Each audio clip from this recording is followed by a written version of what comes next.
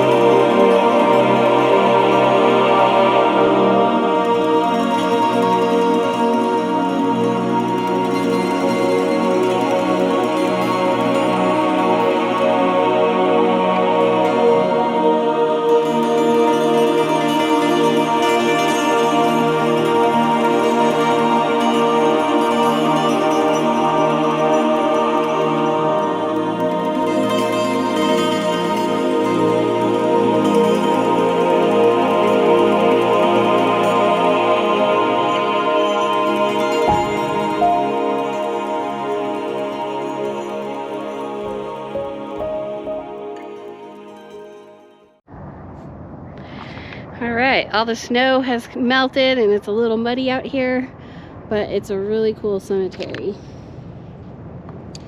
Barney Lancelot Ford was born on January 22nd, 1822 in Stafford, Virginia, to a white plantation owner and an enslaved woman named Phoebe. He grew up enslaved on a plantation in South Carolina, where his mother was willing to accept the risk of personal harm to have Barney learn to read and write.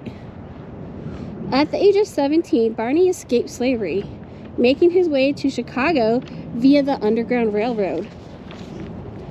In Chicago, Ford met and fell in love with Julia Lyon. She helped him choose his middle and last names. Now a free man, he decided on Lancelot Ford, the name of a steam engine he'd seen.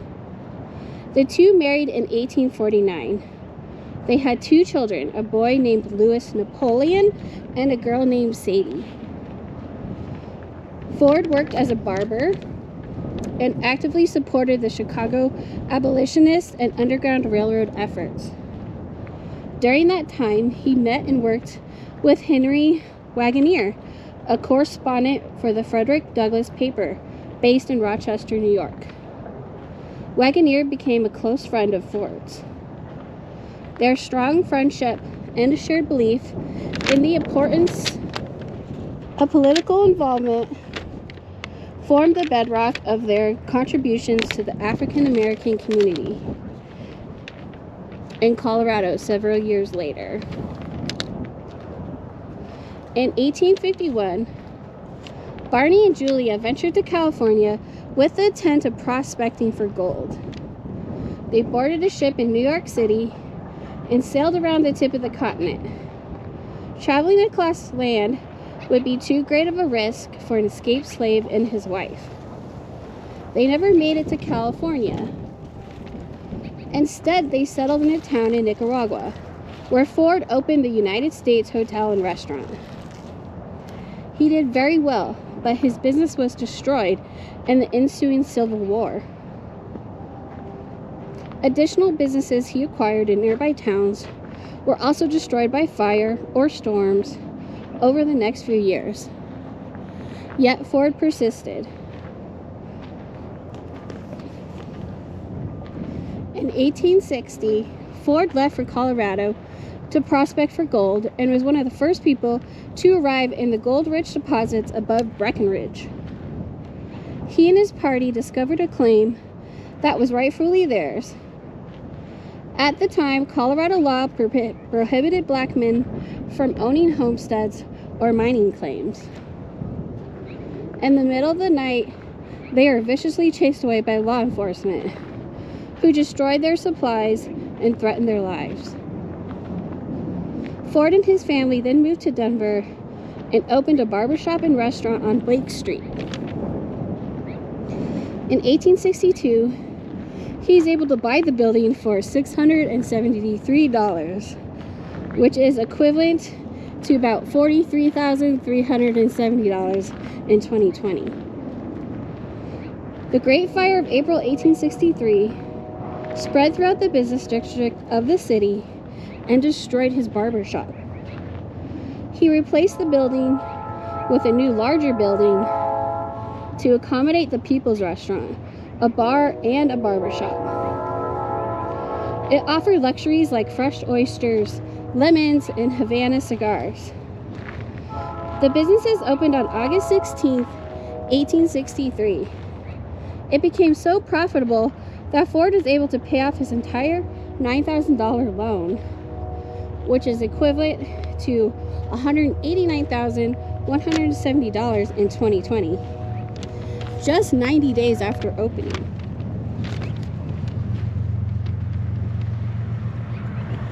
We are next to a train track here.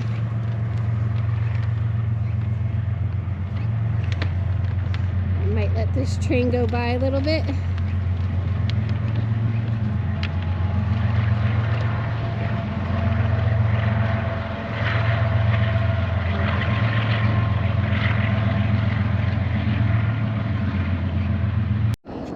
Alright, looks like the train is going to be stopping for a bit.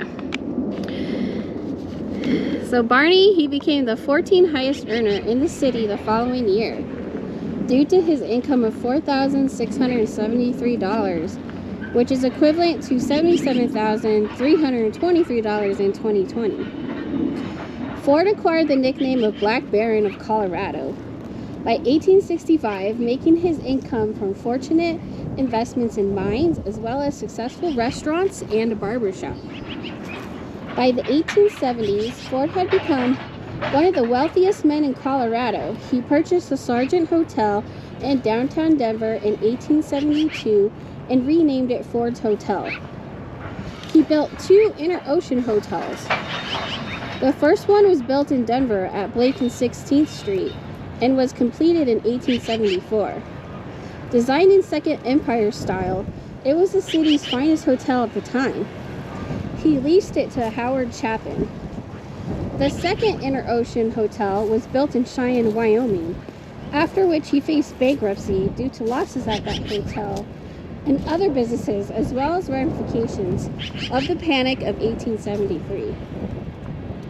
The Fords had also lived in San Francisco, where he became aware of chop houses and was inspired to move to Breckenridge, Colorado. And he opened up the Ford's Restaurant and Chop House in 1880. There was a silver boom in Breckenridge at the time.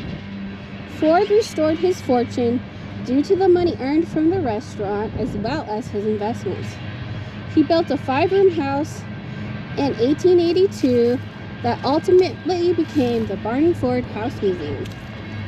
In 1890, Ford and his wife returned to Denver. Ford was known for his commitment to see the African Americans obtain freedom from slavery, their civil rights, and freedom from racism. From his initial days of freedom in Chicago, he helped those traveling by the Underground Railroad. He operated a station in Chicago in the 1850s, with the ultimate destination of Canada, where former slaves would live free.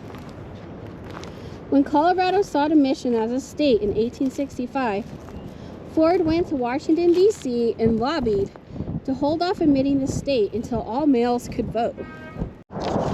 He also traveled to the District of Columbia again to fight for the 15th Amendment to the United States Constitution, which would give African Americans the right to vote. After it was passed in 1870, he gave his support to Colorado statehood, and Colorado became a state in 1876. He was the first African American nominated to the Colorado Territory Legislature.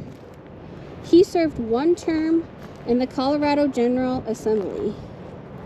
He was the first black man in Colorado to serve a federal grand jury in 1872. Ford was a member of the Republican Election Commission and was largely responsible for getting fellow Republican Joseph H. Stewart elected. Stewart introduced the bill on January 19, 1895, to prohibit discrimination in any hotel, restaurant, theater, or other place of public accommodation, including mobile conveniences. House Bill 175 became a law on April 9th. Barney Ford died December 26, 1902 at the age of 80. Barney Ford's contributions to Colorado are honored by a stained glass window in the state capitol. He was inducted into the Colorado Business Hall of Fame in 1992 and the Colorado Tourism Hall of Fame in 2018. And just this year, on February 1st, just a few days ago, Colorado Governor Jared Polis proclaimed it as Barney Ford Day. So February 1st here in Colorado is now Barney Ford Day, which is pretty cool. So we're coming up to his grave here.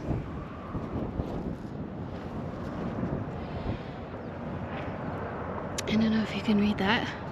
It says Barney L. Ford, January 22nd, 1822 to December 14th, 1902. It's a nice little monument here right by the train tracks. And then on the back,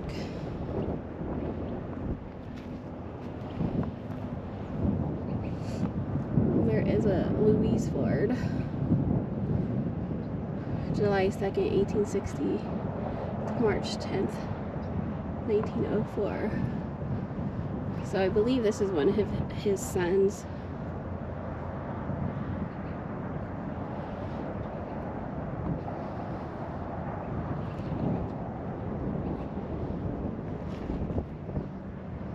And right next to him, I noticed is Susan M., wife of H.O. Wagoneer that I talked about. So that's pretty cool. He's buried right next to his wife. And I believe Henry Wagoneer is here as well, so I'll have to do a story on him for sure. That's a neat one. I would think they'd be close together, but I don't think I see him. Or Barney Ford's wife either, so maybe we'll have to see where she is buried. But there is the final resting place of Barney Ford. Hope you enjoyed that video and getting to see the grave of Barney Ford. Please like and subscribe for some more videos, and I'll see you at the next grave. Thanks.